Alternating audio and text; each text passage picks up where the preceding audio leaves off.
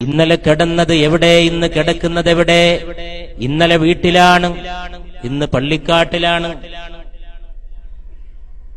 വീട്ടിലെ മെത്ത പിരിഞ്ഞ് നമുക്ക് കാട്ടിലാറടി മണ്ണാണ്.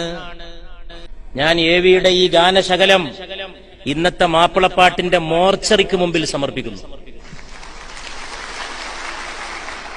വീട്ടിലെ മെത്ത പിരിഞ്ഞ് നമുക്ക് കാട്ടിലാറടി മണ്ണാണ്.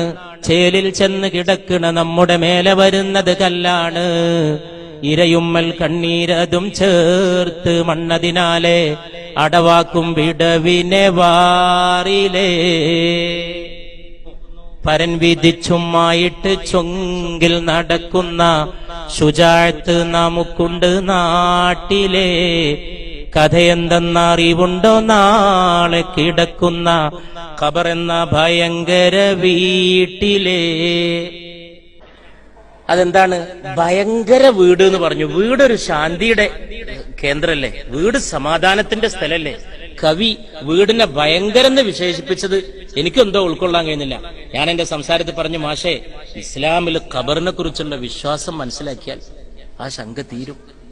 ഭയങ്കര വീട് തന്നെയാണ്, പേടിപ്പെടുത്തുന്ന വീടാണ്, ഇടുക്കമുള്ള വീടാണ്, ഇരുട്ടുള്ള വീടാണ്, ഭയാനകമായിട്ടുള്ള വീടാണ്.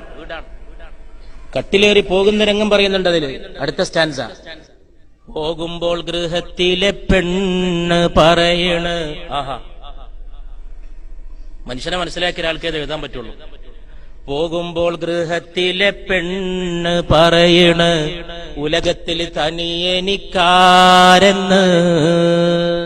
ഒരാള് മരിച്ചപ്പോ ആകെ അവതരിപ്പിക്കാൻ ഈ കവിക്ക് കിട്ടിയത് ഈ പെണ്ണിനെയാണ്. ആ പെണ്ണിനെ തന്നെയാണ് അവതരിപ്പിക്കേണ്ടത്. ബാക്കിയുള്ളവർക്കൊക്കെ അവരുടെ ദുഃഖം ഇറക്കി വെക്കാൻ ഒരു അത്താണിയുണ്ട്. എല്ലാരോടും പറഞ്ഞിട്ട് ആശ്വസിപ്പിക്കാം. പക്ഷേ വീട്ടിനകത്തൊരു പെണ്ണുണ്ട്. ഈ മനുഷ്യന്റെ കൂടെ ശയ്യ പങ്കിട്ടവൾ, ഈ മനുഷ്യനോടൊപ്പം ജീവിച്ചവൾ, ഈ മനുഷ്യനോടൊപ്പം സുഖദുഃഖങ്ങൾ പങ്കുവെച്ചവൾ, ഈ മനുഷ്യനോടൊപ്പം വിചാരങ്ങൾ പങ്കുവെച്ച മറ്റൊരു പാതി, മധുരപ്പാതി എന്ന് ഇംഗ്ലീഷിൽ പറയുന്ന, ബെറ്റർ ഹാഫ് എന്ന് പറയുന്ന, എങ്ങനെ പേരിട്ട് പറഞ്ഞാലും ജീവിതത്തിന്റെ പാതി. അതുകൊണ്ട് മാപ്പിളപ്പാട്ടിന്റെ മന്ത്രമായിട്ട് ഇത് മുഴങ്ങട്ടെ, ഇമാതിരിയുള്ള നല്ല നല്ല വരികൾ. മരണത്തിലൂടെ പരലോകത്തേക്ക് ഒരു കവാടം വന്നു. മരണം യഥാർത്ഥത്തിൽ ഒരു പാരിതോഷികമാണ്. ഈ ലോകത്ത് ചെയ്ത സൽക്കർമ്മങ്ങളുടെ പ്രതിഫലം ലഭിക്കാൻ മറ്റൊരു ലോകത്തേക്ക് പോകുമ്പോൾ ലഭിക്കുന്ന പാരിതോഷികം. മാപ്പിളപ്പാട്ട് എന്നൊരു സംഗതി ലോകത്ത് നിലനിൽക്കുമെങ്കിൽ ഈ ഗാനം നിലനിൽക്കും. ഇതിന്റെ ആ രംഗം അതിൽ ശരിക്കും അവതരിപ്പിച്ചിട്ടുണ്ട്. വീട്ടിലെ മെത്ത പിരിഞ്ഞ് നമുക്ക് കാട്ടിലാറടി മണ്ണാണ്. എഴുതുന്ന ആളും നന്നാവണം, പാടുന്ന ആളും നന്നാവണം, ഒക്കെ ഒക്കണം. അപ്പോഴതിന്റെ ഒരു ചേരുവ ശരിയായി തീരുള്ളൂ. ഇതിനൊരു ചേരുവുണ്ട്. വീട്ടിലെ മെത്ത പിരിഞ്ഞ് നമുക്ക് കാട്ടിലാറടി മണ്ണാണ്.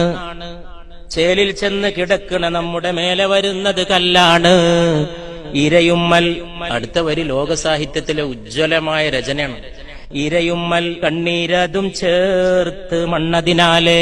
ആഹാ, ഇങ്ങനൊന്നും എഴുതണമെങ്കിൽ മഹാഭാഗ്യം വേണം. ജൈനവ വാത്തുട്ടി എന്ന് വിളിച്ചന്ന് മാപ്പിളപ്പാട്ടായി. വാത്തുമാ. ഇരയുമ്മൽ കണ്ണീരതും ചേർത്ത് മണ്ണതിനാലെ അടവാക്കും വിടവിനെ വാറിലേ. കണ്ണീര് ചേർത്ത്, ബന്ധുക്കളായ നിങ്ങളുടെ കണ്ണീര് ചേർത്ത് കുഴച്ച മണ്ണുകൊണ്ടാണ് ഖബറിന്റെ വിടവ് അടക്കുന്നതെന്നാ പറയണത്. അത്ഭുതം. കലയുടെയും സാഹിത്യത്തിന്റെയും കവിതയുടെയും ഒക്കെ ശക്തി എന്ന് പറയുന്നത് ഇതാണ്. ഇന്നത്തെ മാപ്പിളപ്പാട്ടില് മാപ്പിളിയില്ല, പാട്ടുമില്ല.